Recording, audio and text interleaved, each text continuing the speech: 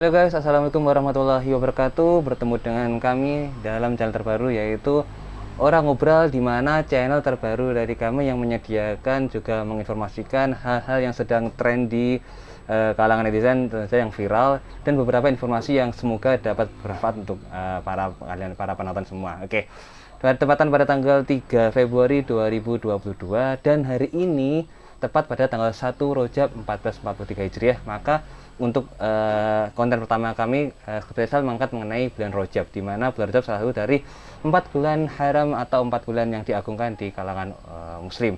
Ada Zulqa'dah, Zulhijjah, Muharram, dan juga bulan Rajab. Di sini salah satu yang penting, kenapa? Karena kalau kita bicara mengenai bulan Rajab, pasti kita tidak lepas dari namanya Isra Mi'raj. Namun kita selain pandang aja ya, akan kita ketahui beberapa hal mengenai peristiwa-peristiwa penting di bulan Rajab, sehingga bulan Rajab dapat dikatakan salah satu bulan yang utama di kalangan kaum muslimin. Oke, kita langsung ke pokok pembahasan pertama kita. Ini dia guys. Bulan Rajab berasal dari kata tarjib, artinya terhormat, atau ada juga yang mengartikan Rajab sebagai bulan pencurahan, di mana di dalam bulan itu Allah mencurahkan rahmat dan ampunannya kepada orang-orang yang berdosa. Rajab sendiri juga disebut sebagai nama sungai di surga. Ini yang perlu kalian ketahui guys. Airnya lebih putih dari susu dan rasanya lebih manis, seperti sabda Rasulullah SAW, di mana beliau berkata, barang siapa yang berpuasa sehari di bulan Rajab, maka ia dapat minum air dari sungai itu. Jadi ini di Rasulullah SAW bersabda, kalau kita ingin menikmati atau mencicipi air sungai tadi, kita harus banyak berpuasa di bulan Rajab, seperti itu contohnya. Dan Rasulullah SAW bersabda, pada malam Mi'raj, saya melihat sebuah sungai yang airnya lebih manis dari madu, lebih sejuk dari air batu, dan lebih harum dari minyak wangi. Lalu saya bertanya pada Jibril, wahai Jibril, untuk siapakah sungai ini? Jibril menjawab, ya Rasulullah, ya Muhammad, sungai ini untuk orang yang membaca salawat kepadamu di bulan Rajab. Oke, lanjut ke sesi berikutnya, di mana kami ambil dari beberapa sumber juga. Di sini bulan Rajab ada juga bulan yang penting atau tadi bulan haram disebutkan dalam Al-Quran juga guys. Di sini di surat At-Taubah ayat 36, di mana berbunyi, yang artinya sesungguhnya jumlah bulan menurut Allah ialah 12 bulan, sebagaimana dalam ketetapan Allah pada waktu Dia menciptakan langit dan bumi, di antaranya ada 4 bulan haram untuk perang. Itulah ketetapan agama yang lurus, maka janganlah kamu menzalimi dirimu dalam bulan yang 4 itu, dan perangilah kaum musyrikin semuanya sebagaimana mereka pun memerangi kamu semua, dan ketahuilah bahwa Allah beserta orang-orang yang bertakwa. Nah, di sini kita dapat mengambil kesimpulan bahwa Allah sendiri mengkhususkan atau menitikberatkan pada 4 bulan haram tadi ya, di Zulqa'dah, terus Zulhijjah, Muharram, dan juga bulan Rajab ini, sehingga di situ Allah menyarankan agar lebih banyak untuk digunakan beribadah, berserah diri kepada Allah, banyak untuk bertobat, sehingga manfaatkan bulan dari 1 bulan 4 tadi ya, satunya di bulan Rajab tadi. Kenapa sih sampai begitu pentingnya atau cukup begitu utamanya bulan Rajab? Banyak sekali peristiwa-peristiwa yang terjadi di bulan Rajab ini guys, dari zaman ke Rasulullah SAW ataupun zaman ke kesultanan ya, kekhalifahan dan kesultanan dinasti gitu. Mari kita cek satu persatu apa sih yang terjadi di bulan Rajab, yang penting-penting peristiwa utama di bulan Rajab. Ikut kita. Kali ini kita akan menjelaskan, mungkin anda yang menonton lebih berilmu daripada kami ya. Tapi kita akan sedikit selain pandang ataupun menginformasikan kenapa bulan Rajab itu cukup penting bagi kaum muslimin terutama, sehingga patut jadikan salah satu bulan yang banyak beribadah di dalamnya. Oke. Dari beberapa hal, mungkin yang paling utama dari yang kita kenal adalah mengenai Isra Mi'raj. Nah, bulan Rajab ini kita akan memberikan informasi 11 peristiwa-peristiwa penting di bulan Rajab. Yang pertama tentu saja adalah Isra Mi'raj. Ya, di sini. Kalau kalian tahu, mungkin Isra Mi'raj sudah kita ketahui dari SD sampai mungkin kita kuliah pun atau lulus sudah mengenal namanya Isra Mi'raj. Itu udah masuk ke pelajaran hampir pelajaran wajib itu ya. Kita mengenal cerita itu sudah seperti mendarah daging. Namun Isra Mi'raj itu jadi penting sekali ketika kita benar-benar tahu apa makna di dalamnya dan juga mengambil hikmahnya, sehingga kita akan lebih mendekatkan diri pada Allah Subhanahu wa taala. Oke. Peristiwa Isra Mi'raj merupakan perjalanan agung yang dilakukan oleh Nabi Muhammad SAW dari Masjidil Haram di Mekah menuju ke Masjidil Aqsa di Palestina, kemudian naik ke langit 7 dan menghadap ke Allah Subhanahu wa taala, yang terjadi pada tanggal 27 Rajab pada masa kenabian Nabi sallallahu alaihi wasallam, Muhammad sallallahu alaihi wasallam. Oke.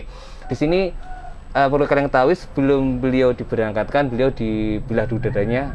Seingat saya, nanti mohon dikoreksi, selama masa hidup Rasul itu ada 4 kali dibedah, dan salah satunya ini ketika mau ke Sidratul Muntaha atau ketika menjalankan Isra Mi'raj ini. Jadi beliau di belah dadanya diisi dengan iman dan juga hikmah, sehingga benar-benar bersih dengan bejanamah, dan airnya pun dari air Zam-Zam yang keren banget guys. Nah di sini peristiwa inilah yang menjadi awal mula syariat sholat 5 waktu diturunkan bagi kaum muslim. Awalnya jumlah sholat yang Allah wajibkan sebanyak 50 rakaat, tapi oleh para nabi yang lain Rasulullah SAW dianjurkan untuk meminta keringanan kepada Allah Subhanahu wa taala. Wow, Allah sungguh maha memberikan ampunan dan juga maha memberikan kebaikan kepada kita terutama ya. Dimana awalnya kita diwajibkan untuk 50 ibadah atau 50 rakaat sholat dalam satu hari. Nah, ketika itu Nabi SAW turun, tapi dia bertemu dengan nabi-nabi lainnya, diberikan masukan. Karena nabi-nabi lain memberikan masukan, karena apa? Karena di era mereka atau di kaumnya itu sangat berat sekali, sehingga Nabi pun naik lagi minta keringanan, dan akhirnya dia sampai ke 5 rakaat. Artinya yang kita berikan sholat 5 waktu, di mana ada Isya, subuh, duhur, asyar, maghrib. Oke. Itu mengenai Isra Mi'raj tadi. Lanjut yang kedua, mengenai perubahan arah kiblat. Nah, ini yang kita sendiri baru tahu, gua terutama ya. Yang dimaksud dengan perubahan arah kiblat yaitu perubahan arah kiblat dari Baitul Maqdis di Masjidil Aqsa ke Ka'bah di Mekah. Jadi gini guys, awal mulanya dulu kiblat umat muslim itu atau kaum muslimin itu di Baitul Maqdis di Palestina, ya kan, di Masjidil Aqsa.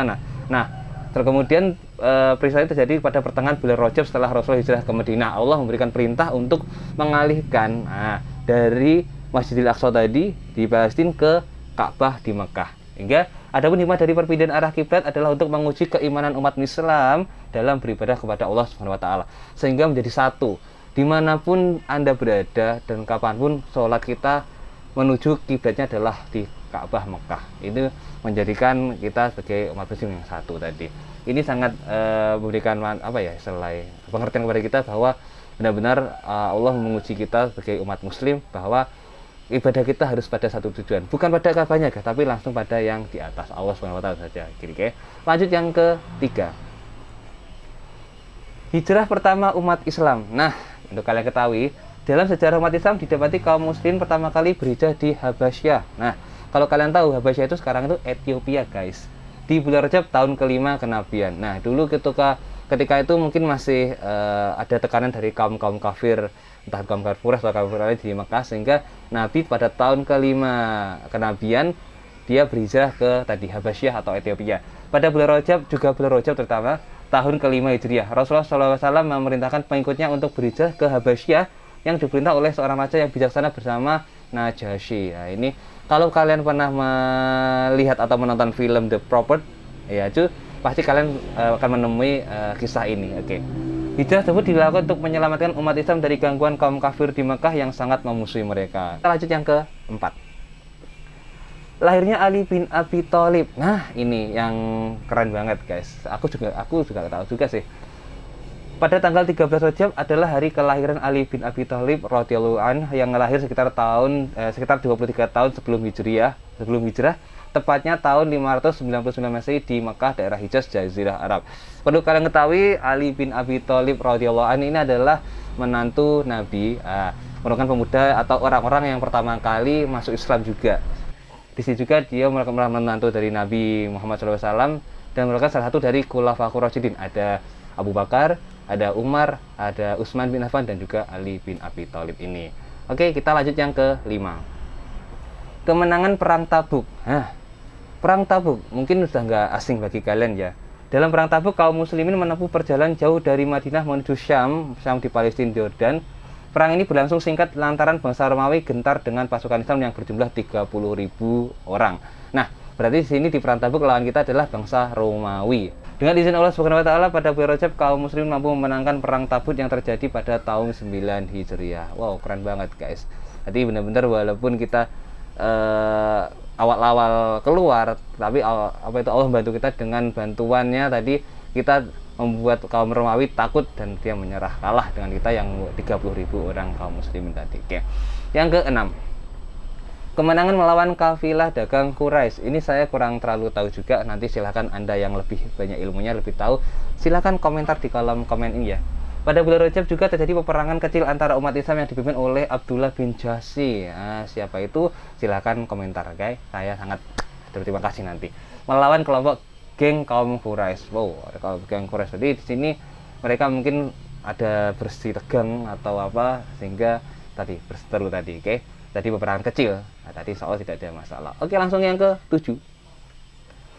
Pembebasan kota Damaskus. Kota Damaskus perlu kalian ketahui, guys, merupakan satu kota yang penting banget di era-era awal Islam atau sebelumnya pun juga merupakan kota yang penting banget. Nah, pada bulan Rajab, tepatnya pada tahun 14 Hijriah atau 635 Masehi, pasukan umat Islam di bawah kepemimpinan Komando Panglima Abu Ubaidah bin Al-Jarrah dan Khalid bin Walid. Nah, Khalid bin Walid berhasil menaklukkan kota Damaskus dan menguasainya. Nah, ini berarti era-era setelah Islam mulai berkembang. Dia memperluasnya, dia merebut kota, dapat menguasai kota Damaskus. Yang pada itu sebelumnya kota Damaskus yang tuanan bersejarah itu dikuasai oleh bala tentara Romawi, lagi-lagi Romawi, guys. Setahun setelah terjadinya pembebasan kota Damaskus, terjadi peperangan Yarmuk di bawah komando Khalid bin Walid tadi yang terjadi pada hari Senin di bulan Rajab tahun 15 Hijriah. Lanjut yang ke-8. Pembebasan kota Hira di Irak. Wow. Pembebasan dilakukan oleh Khalid bin Walid lagi, guys. Oh, pahlawan banget ini.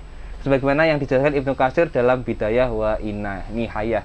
Khalid bin Walid itu sebagai seorang pejuang Islam yang benar-benar sangat membantu untuk perkembangan dan juga perluasan Islam.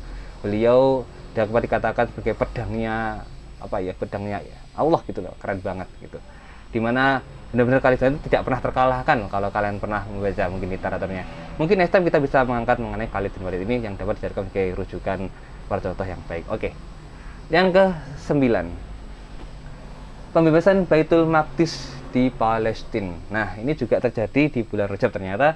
Pada 27 Rajab tahun 583 Hijriah atau tepatnya 2 Oktober 1187 Masehi, Panglima Perang Umat Islam Salahuddin Al-Ayyubi bersama pasukan umat Islam mengepung kota Yerusalem untuk membebaskan Baitul Maqdis yang sudah 88 tahun lamanya dikuasai oleh tentara Salib. Nah, di sini berarti sebelumnya Baitul Maqdis atau di Palestina itu, ya kan? Itu di Masjidil Aqsa itu dikuasai oleh bangsa Salib atau tentara Salib, bangsa Romawi dan sebagainya mungkin ya. Nah, di situ akhirnya kita kaum muslim dapat merebut kembali setelah 88 tahun dikuasai mereka di bawah komando dari Salahuddin Al-Ayyubi. Saat itu azan dan sholat Jumat pun mulai dikumandangkan dan dilaksanakan kembali di Masjidil Aqsa. Jadi dapat kita katakan sebelumnya di sana tidak ada azan dan sholat pun mungkin sembunyi-sembunyi, sehingga setelah dapat direbut oleh Salahuddin Al-Ayyubi tadi, maka dapat dilaksanakan lagi sholat dan juga azan di Masjidil Aqsa tadi. Dan beliau merupakan salah satu pemimpin yang keren banget, guys. Walaupun dia mampu merebut kembali, tapi dia benar-benar masih memberikan kebebasan bagi mereka yang ingin beribadah sesuai dengan agamanya masing-masing, melindungi anak-anak dan juga orang tua yang ataupun yang menyerah kayak itu. Itu salah satu jadi Salahuddin Al-Ayyubi tadi. Oke, lanjut yang ke-10. Runtuhnya Khilafah Turki. Nah, ini info yang cukup menarik juga, karena ternyata runtuhnya Khilafah Turki itu juga terjadi di bulan Rajab. Sejarah yang tercatat pada 28 Rajab 1342 Hijriah atau 3 Maret 1924 Masehi adalah runtuhnya Kesultanan Ottoman Turki yang dihapus oleh Mustafa Kemal Atatürk. Oke. Jadi di sini merupakan kesultanan terakhir ya, Ottoman Turki, dinasinya yaitu Ottoman, yang dihapus oleh Mustafa Kemal Atatürk yang tokoh sekuler. Jadi merupakan tokoh yang pasti sudah kalian tahu, di mana Mustafa Kemal Atatürk ini bertanggung jawab atas rusaknya Turki pada saat itu, sehingga Turki menjadi negara yang sebelumnya negara yang benar-benar Muslim, benar-benar yang membawa menjunjung tinggi namanya agama, akhirnya di negara yang benar-benar sekuler. Itu dari tanggung jawab Mustafa Kemal Atatürk yang dimana kisahnya pasti sudah kalian ketahui atau juga sudah ada di banyak literasi. Oke, yang terakhir adalah wafatnya Imam Syafi'i dan juga Imam Muslim. Imam Syafi'i dikenal dengan ulama mazhab yang masih terus berkembang hingga saat ini, dan Imam Muslim dikenal dengan hadis-hadis sahihnya. Pada akhir bulan Rajab, yakni Imam Syafi'i wafat bertepatan pada tahun 204 Hijriah di usia menginjak 54 tahun, sedangkan Imam Muslim wafat pada tanggal 24 atau 25 Rajab pada tahun 261 Hijriah. Oke. Dua tokoh ini, beliau ini merupakan benar-benar orang yang sangat memberikan andil yang besar untuk kita warga kaum muslim ya, umat muslim. Karena siapa yang tidak kenal Imam Syafi'i yang merupakan pemimpin mazhab ya, mazhab di mana mazhabnya hampir dipakai di di sebagian besar dunia, terutama Indonesia macam-macamnya juga masih Syafi'i juga beberapa gitu, masih bagian besar ya. Dan di situ juga menurut saya beliau memberikan banyak ilmunya. Bahkan kalau kalian pernah baca literasinya mengenai Imam Syafi'i, sejarahnya beliau itu benar-benar keajaiban, dapat istilahnya karomah dari Tuhan, dari Allah Subhanahu wa taala, di mana benar-benar banyak ilmunya dan juga dapat disebarluaskan untuk dunia tentang kaum muslimin. Dan Imam Muslim sendiri juga tidak luput dari kita, karena benar-benar beliau memberikan kontribusi yang besar mengenai hadis-hadis sahihnya ya. Ada Imam Muslim, Imam Bukhari, dan beliau berdua ini nyata wafat di bulan Rajab juga. Oke. Itu tadi sebagian yang dapat kita sampaikan. Ada 11 peristiwa penting mengenai apa yang terjadi di bulan Rajab. Ada yang bagus, ada yang pada itu sedih juga, ada kayak tadi di Turki. Namun sebagian besar dapat kita ambil hikmahnya bahwa benar-benar pada bulan Rajab itu kita harus banyak beramal soleh, banyak melakukan amal ibadah juga, mulai dari puasa, sholat, mungkin lebih banyak bersedekah ataupun juga membaca Al-Quran ya, sehingga dapat kita manfaatkan dan kita dapat berharap dapat berkah dari Allah Subhanahu wa taala, diterima amal ibadah kita juga nanti dan untuk kebaikan kita sendiri di masa depan. Sekian dari saya tadi, sebagian dari yang dapat kita sampaikan dari berbagai sumber. Semoga dapat bermanfaat bagi kalian yang menonton. Mohon maaf jika ada salah kata ataupun juga salah penyampaian. Silahkan komentar di kolom komentar kami dan apa yang akan kita bahas untuk selanjutnya. Dan ini bukan awal dari channel kami. Semoga dapat memberikan kontribusi yang baik untuk Anda semua. Sekian dari saya. Wassalamualaikum warahmatullahi wabarakatuh. Thank you.